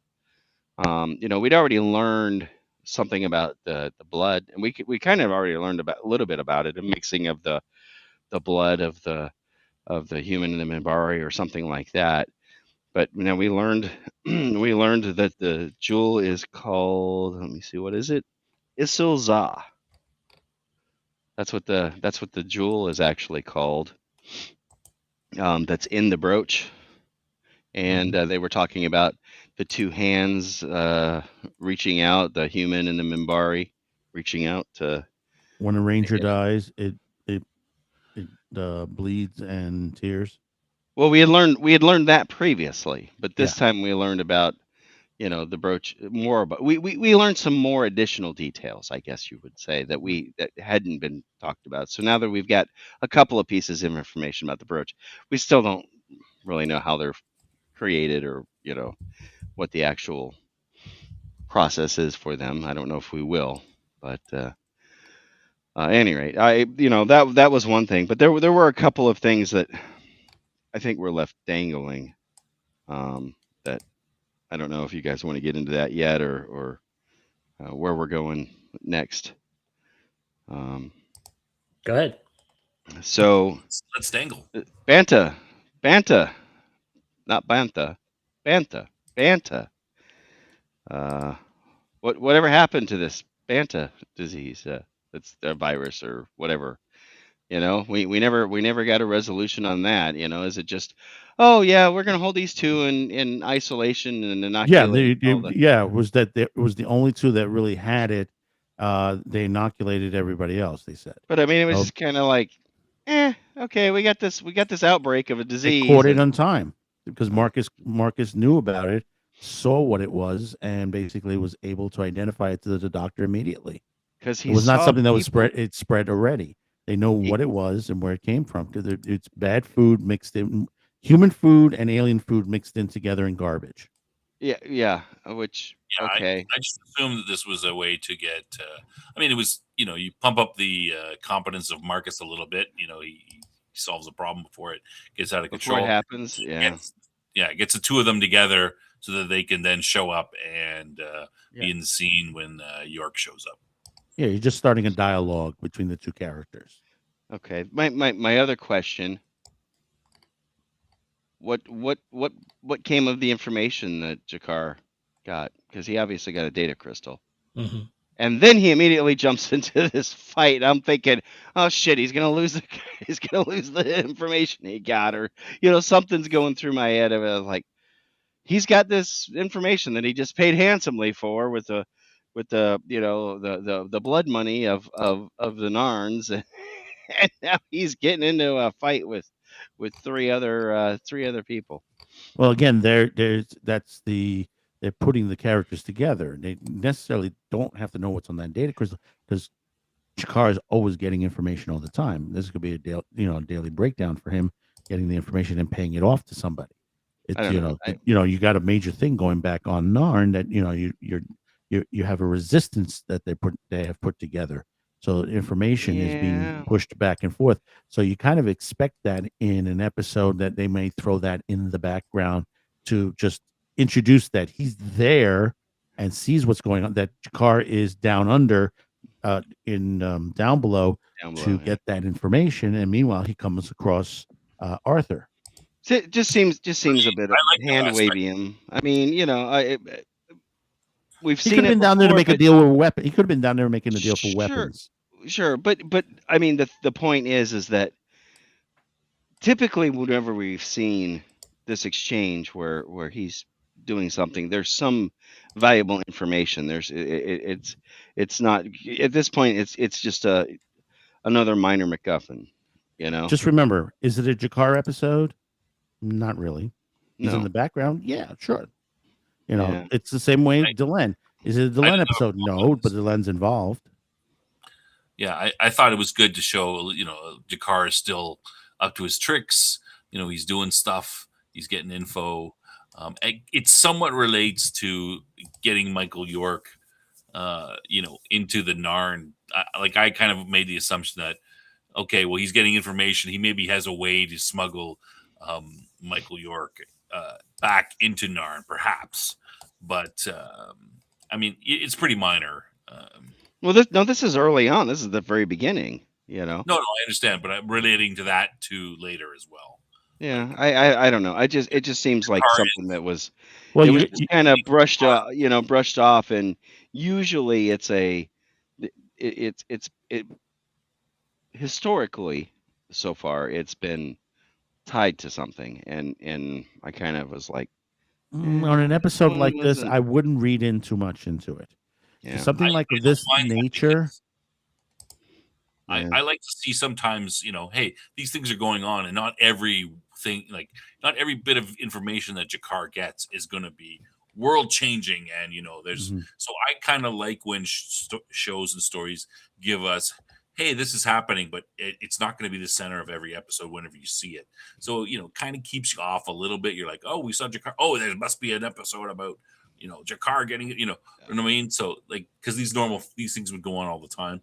But I mean, you're not wrong. It was Jeff. a switcheroo, is what you're. Yeah, it was like A little bit of distraction. It was a distraction. It was like, hey, ooh, there's something going on with Jakari. He's getting some sort of information. But look, there's this other thing going on. I mean, it's kind of the same. JMS has a habit with his writings that basically, and you're going to see it later on in seasons to come, that you're going to get episodes where basically it has nothing to do with the main characters, but they are there in the background, and you're wondering why are they focusing on this and not on that, but it's It's a distraction. tendency. Yeah, the background is the distraction. The main story is just directly in front of you. And I think Kosh at the end of the story is also that, right? Like it's just, I mean, I don't, maybe there's more to it in the future. I don't know for sure, but my guess is that Kosh just showing up, it's just a random, coincidence, perhaps, just to make us think. We started the episode thinking maybe he really is King Arthur. Maybe the Vorlons did this, and then he shows. Then we're like, oh no, he's not. And then hey, let's just pop Kosh in the background, and we go, wait a second, am I sure I was right when I assumed that he wasn't? Yeah. So Those were just the little nagging things that I'm like, well, whatever happened to this and whatever happened to that, and I things like that, I don't mind those things loose because threads. They kind yeah, of I don't mind irk that. me.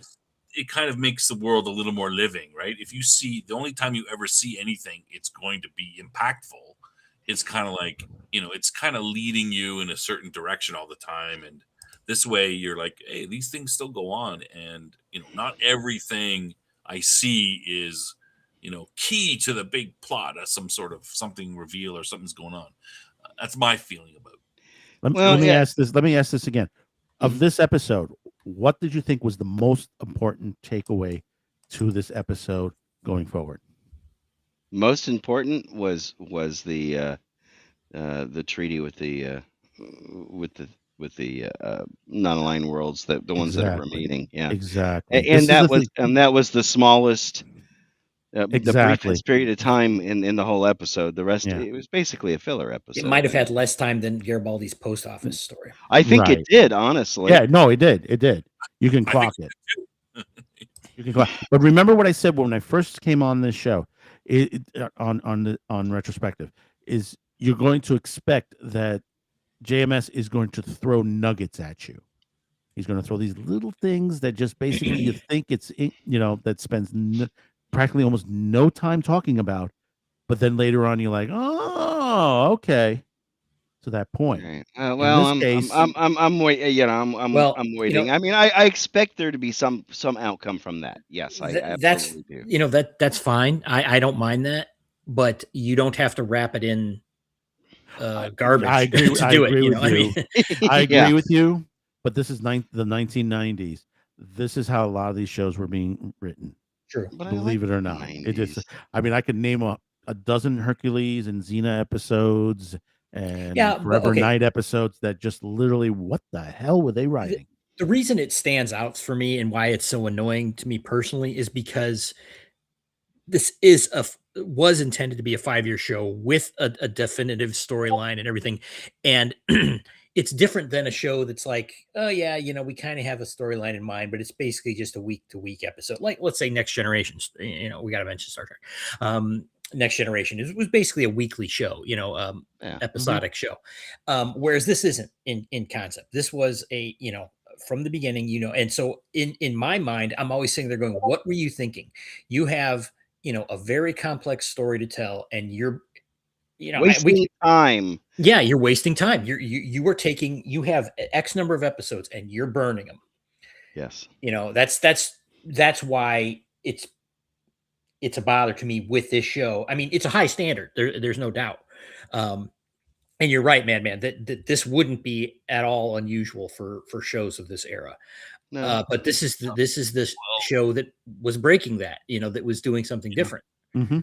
And that's why I want to push back on that with Cam. I mean, I agree with you, Cam, but the thing is that we're kind of in a transition where this Babylon 5 is not this is unusual, this kind of show. And most, executives and people will be like, no, you got to have a show. Each one is a bottle episode because someone could come and watch the show and they won't know what's going on and they're not going to watch it and they're going to quit. And that's not how. And they'll what are they going to get out of this? They'll know nothing new from this.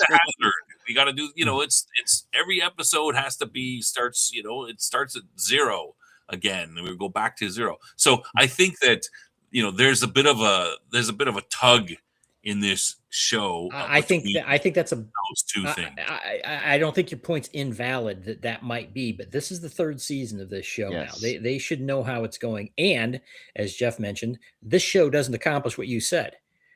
It is, the things that are going on are related to other things. They're just not particularly relevant, things. Like, again, what do you know about the battle? Oh, here's this bottle episode. If you say, well, okay, what do you know about the Battle of the Line? Well, nothing.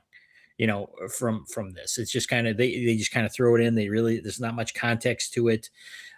So it's you could easily mix up the Battle of the Line and the start of the war, right? Which happened at different points in time. That's a good point you brought up, Jeff. So no, this is not working. This is the other half of the things you have to think of too, looking at what's coming up next, when we get to the two-parter, which technically is May 22nd, 1996, the network takes a break for 5 months. That's a little And long. then There a drops the writer's last strike or 5 something? episodes of the season. Was there a writer's strike or something during that time? Well, No, they come back about October 96. you know what? Something else about this is that most seasons in May they end off and then back in September. That's usual, I think, right? Yeah, the summer is usually off time. Usually it's about 3 or 4 months. well, Yeah, but with the independent shows on the stations in New York, it was Channel 9, Channel 11, and of course CBS Channel 2. They kept pumping these shows out even during the summer because they were trying everything to see, what show is going to hit best and where's the money going to go to. You got Warner, Paramount, all these major companies that are pumping money into these small independent shows, and they're trying to see which one is going to make them the most money. But the standard season is September to May. Yes, you're correct So on that. be the standard, but yeah, June, okay, July, and August is off. Okay, another issue here is this is the kind of episode that a secondary writer would write. If JMS had a tall order, writing all these episodes, and it's like, You wonder if he had a ghostwriter involved. Well, he claims he wrote this entire season. Yeah. So did Shatner. Said he wrote Czech War. Yeah. Well, I can't speak to what's true or not with that, but I'm trying to say that this would be the kind of episode that you would assign another writer to. Yes. Yeah. Or writing team. Yeah, I mean, let the because writer room handle it. and you've got it's a lot of work to do to keep the main storyline going. I don't know. I'm beating a dead horse here, I guess. Oh no, you're absolutely bringing up I a think very it's a- important situation to this point. Why did JMS write this? Yeah, he could have just said, "Hey, look, you got to rate this episode. You need this in here. You need to mention, this point about the Battle of the Line, and you need to mention when we got to have this scene in here with the trade negotiation stuff. But otherwise, go crazy." I wonder though if this and the previous episode being reversed in production, I wonder if we wouldn't have had the same complaints we had last week had this episode aired the previous week. You know what I mean? If they had been shown in shot order instead of or in production order as opposed to in aired order. Because what did we have after the last episode? We had a lot of questions about, well, what about this and what about that? And at least this one would have maybe reduced some of those. I don't know why they put them in the order that they are. These two particular. Well, it might have been a practical thing. It's like, they just because it is reversed. Finishing them in post, maybe they were. Yeah, it might be something like that, or scheduling of some sort. Yeah. Yeah, but you also got to remember. Here's the point. We got one going to season 3 to season 4. About 3 parts of the way through season 4, the P10 network that ran Babylon 5 folds, and the whole entire show gets moved to TNT, and that's where everything changes. Okay, that's where the writing gets we don't know who's going to be doing it, and there's some couple minor issues on their end of season 4, but still, season 4 was a great season. Season 3 is still very good, and it's just when we get to 5, it's like. So I can't wait for season 5. It's going to be awesome, right? All right. I'm expecting the pinnacle. Everybody, don't forget to like and subscribe. Like the video. Appreciate it. It helps us with the algorithm and the YouTubes and all that stuff. We got 11 people in it says watching. Super chats are accepted. You can and memberships. And memberships. Yeah. We appreciate that. Even liking and subscribing. If you don't want to do any, if you can't financially support us, that's helpful as well. Okay. Cam, we going to go to final thoughts from anybody, and then we can. Yeah. Sorry. Did anybody? Let's do. Anybody miss any points that we didn't talk about that people are just burning to talk about this episode? Anybody got any of those? Not me. I don't. I'm just looking over. All right, real quick. 1 second here. Yeah, I think we got everything. We got everything. Yeah. I got everything. All right, let's go to final thoughts. Then why don't we start with our guest panelist, Madman? Your summary, final thoughts. If you want to rate the episode. Yeah, not so great episode. 5 out of 10 on this one, and that's being nice on there. Like I said, the important part of it is the little nugget of the Sheridan part of it. Michael York was excellent, as usual. The man could be in the worst movie ever, and still his performance is, very good, very driven. I mean, they can give him a bad script, he could, but still he'll act the best he can onto there as Michael York. Everything else, the Marcus situation, Franklin, this whole Avalon thing and everything. I've seen better stuff come out of Disney. As far as the old Gargoyles TV series, when it came to talking about Arthur and Avalon, it was a much better their take on there, and that's for a cartoon, for that situation. So 5 out of 10. Hopefully you guys will enjoy the next one, because the next one is big. The next Jeff. one is better. Okay. Yeah. Well, I mean, I didn't hate the episode. I enjoyed it, but I thought it was mostly pointless. There were things that could have been done. There was a lot of bait and switch with, maybe this is actually Arthur returned by the Vorlons. Oh, nope, sorry, it's just a guy that started the whole war. No big deal. There was a couple of interesting nuggets. I like I said, I didn't hate the episode. I don't know if I can give it a 5. I think I'll give it a 6, because I did enjoy it. I thought the interaction with the post office, although pointless, completely utterly pointless, since this is basically a receiving and shipping hub for things, and we know things could be processed in there. And Garibaldi's already smuggled things in through the dock workers. But hey, it is what it is. Why did he go off with Jakars, to the Narns? Where did he go? Who knows? Will we see him again? I don't know.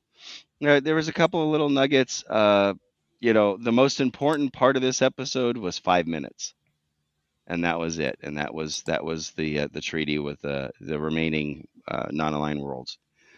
It's a struggle to give it a 6. It really is a struggle. All right, Cam. Yeah, I thought I might be the lowest rating on this, but I'm going to tie for it. So I'm going to go with a 5 out of 10 too. Michael York, I like Michael York and thought he was enjoyable in the episode.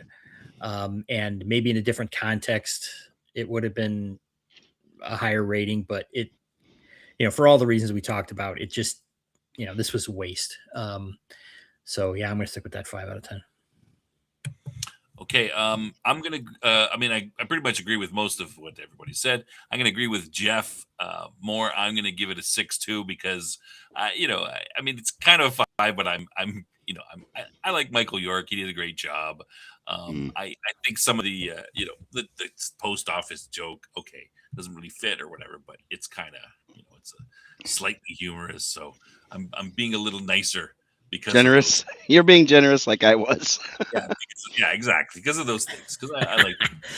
And again, I agree with Jeff. I enjoyed the episode. It was okay. Like, I didn't sit there going, "Oh, when is this going to be over?" And I enjoyed it through it, even if it didn't have much to it. Maybe Dean is right. Mike York is +4 of the episodes. It would be a 2 without it, maybe. But yeah. I didn't hate it. It wasn't bad. Dean's right. Yeah. Anybody else, you could have skipped this and you wouldn't have missed a thing. With what? Anyone want to throw any last minute points on there? Well, when I was writing my notes, I literally wrote in parentheses, silly, stupid, after things. It was, And it's still got a 5 from Cam. So. yeah. I stopped taking notes at what did he do in Earth Force. That was the last thing that I'm like, this is like not even.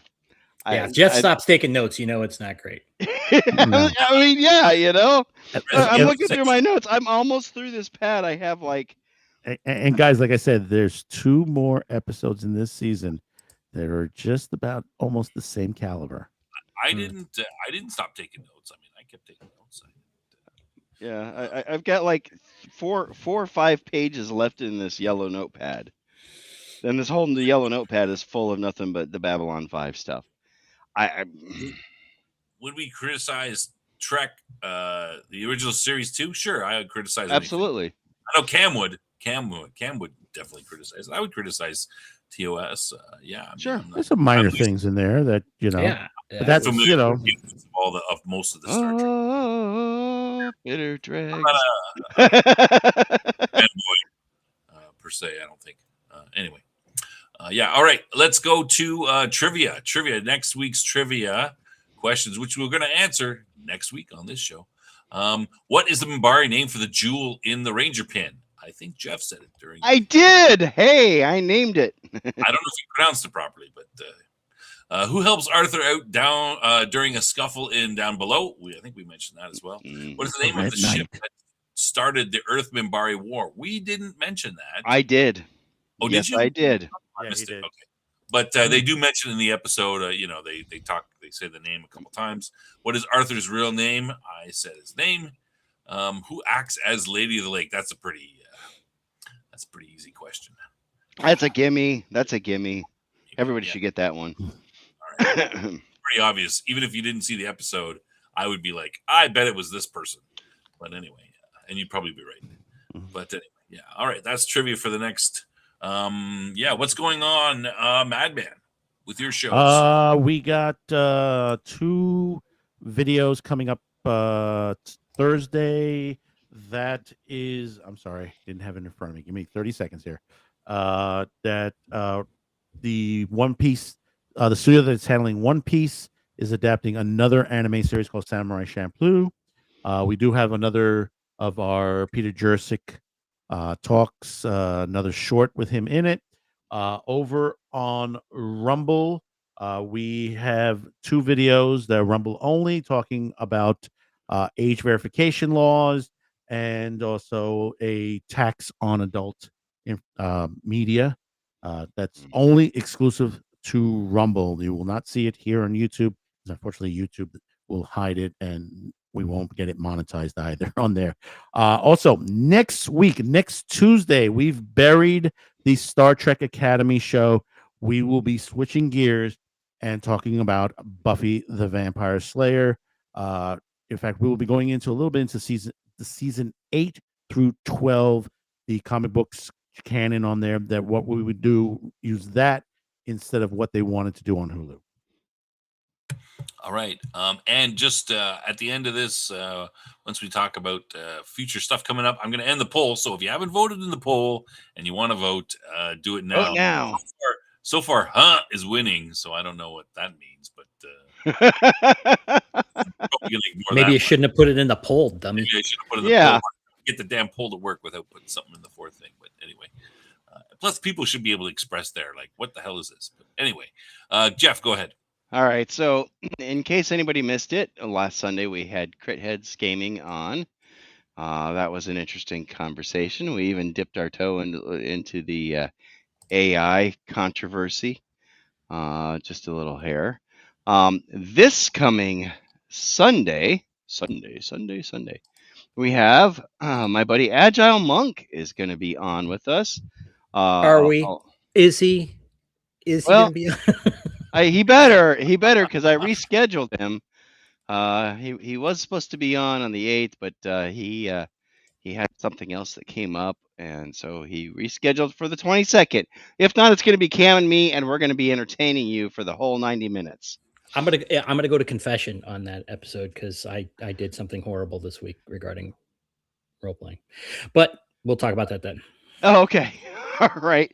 Anyway, Agile's going to be on, and then Monday on the 23rd, I'm doing my Shadow Dart game. That, of course, Bad News Bards is at 9 o'clock on Sundays, 9 p.m. Eastern on Sundays, and on Mondays at 8 p.m. Eastern, we do that Shadow Dart game that I'm currently running with Erudite DM, who was the fill-in guest, by the way, for Agile on the 8th, and several other folks. Lord Mattias, who's also been on the show before, and is a huge Babylon 5 fan, and I keep on telling him he's got to jump on the show. We need him as a riding in that shotgun seat there. The following week, on the 29th, we have got the Dungeon Delver himself, Mr. Bill Selvey, is coming on. He's going to be talking about the Great Underline Online Gaming Convention, as well as Crom, which is his D&D and AD&D utility for generating characters and stuff like that. So if you're into old school gaming, you definitely don't want to miss the Dungeon Delver. Bill is a great guy. Been an inspiration to me for a while. So that's what's coming up. All right, Cam, what are you going to talk about? Top Lofty Lounge, Sunday at 11 p.m. Eastern. We're watching a movie that I don't want to watch. Zardov! No? Even, No, not Zardov. Oh, come on. No, It is a good movie. What, Zardov? No. Or Amazon Women on the Moon. Amazon Women on the Moon, yes. Sexy Amazon women. And they're on the moon, right? Madman might want to sit in for me on that episode, you know. There we go. Oh, come on. Playboy Playmate on there and who? Loch Ness Monster or Jack the Ripper. Which one could it be? All right. And then of course our favorite spears being thrown at a spaceship, which is most hysterical thing you'll ever see. It's pretty funny. Yeah. So okay. Well, we got this week it's movie night, and we're gonna watch Amazon Women on the Moon. A little bit more of a humorous sort of take, not so serious. So we'll be doing that, and then next week on this show, of course, same time. Well, yeah. What's up? Go ahead. What's up? No, we lost you. Oh, okay. No, I was going to say Amazon Women. Yeah, go ahead. We must have a delay. All right. I'll finish off and then I'll let you go. So on this show next week, it is Ship of Tears, and that might be an interesting episode. I believe we have a returning character. I think it's a Bester episode. Yep. Not to give too much away, but Bester's back again. Shady's back. Bester. And he's probably up to some evilness because he's evil. He's misunderstood. Come on. Misunderstood. Oh, yeah. Poor guy. Walter Koenig. Everyone likes him. One of the better villains on Babylon 5. Is he a villain? I don't know. I mean, you guys keep implying that he's not. But, maybe we'll find out a little bit more next week about Bester. Should be a good episode. So, yeah, enjoy that. All right. I think that's about that's all I want to mention. Oh, yes. And Dean is going to be our guest host, one of our guest co-hosts for that episode. He'll be there. And also we have planned another guest host as well. I haven't talked to him in a while, so I'm not going to say anything until I'm going to confirm that he's going to be here next week. But so we may have another extra on there, another different take. So that should be good. All right. Did I miss anything, gentlemen? I don't think we're gonna have Jason. Well, I wanted to say for those like Cam was saying that Cam was saying, Amazon Women, I wasn't sure on that. Just understand, Amazon Women on the Moon is think to the up late night.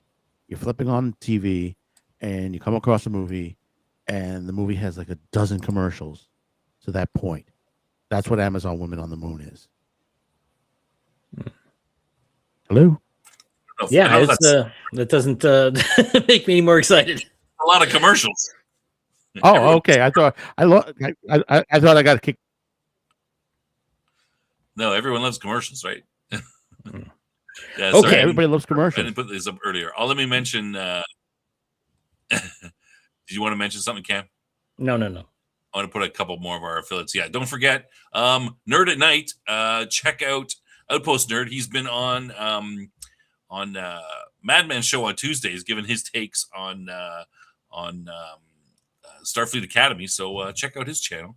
Can't wait for the He's got a Buffy. couple videos that he's going out every so often on the regular, and of course Dean, who's going to be on the show next week, has his own stuff. He's working on a what is it called, RPG, and he does.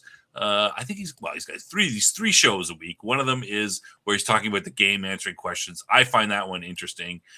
Very much myself. He talks about things he changed it, how it's different from other systems, and I find that fascinating. But yeah, if you're interested in that stuff, check that out as well. Yeah, okay. And Death Angel Shadow is putting all the stuff up in the thing. And if you want to see Dean dress up in a bunny outfit, go to Jack Lost Lore Scholar and just do a super chat when they're on. So I posted a link in there for that. So we definitely want to see that. Well, Yeah, and it's at the beginning. It's beginning of the episode. I copied the picture of this episode. No, that's all right. Yeah. So, and of course, I mentioned the Top Left Lounge on Sunday and this show on Wednesdays. Did I have I missed anything? I don't think. I think I got everything. I think we can pretty much. Oh wait, we missed one thing. Jokes? Wait, that's the wrong show. It's the wrong show, got but the jokes last time. What happened there? we on didn't Top do Lofty? jokes on the last show, so I'm going to do two Double up? jokes on this show to make up for Okay. last no. time. These jokes will go. Cam, you'll be okay, go. rolling over with laughter. This will go to Jeff. He'll have to do. Okay. So Jeff, who is the roundest knight at King Arthur's court? Who is the roundest knight? The round table? I don't know. What? Who? Circumference. Oh, I love it. That's great. Okay, one more. Okay. Who did King Arthur leave in charge of security at his court? Who did King Arthur leave as security? Surveillance. Surveillance! Oh, you humans have such great jokes. I love them. All right. Okay, good night, everybody. Okay. Jeez. All right. I thought it was great. See, Is it that's over how you're yet? supposed to do it, Cam. You're supposed to love the jokes. I'm like slapping my knee and everything. I could be Ed McMahon. Yeah. All right. That's it for the show, everybody. Let's get out of here before it gets any worse. Yeah. Good night, everyone. We will see you next week, hopefully. Thanks Good for night, coming. everybody. Good night, everybody. Good evening. Ambassador Lando Molari here from Babylon 5.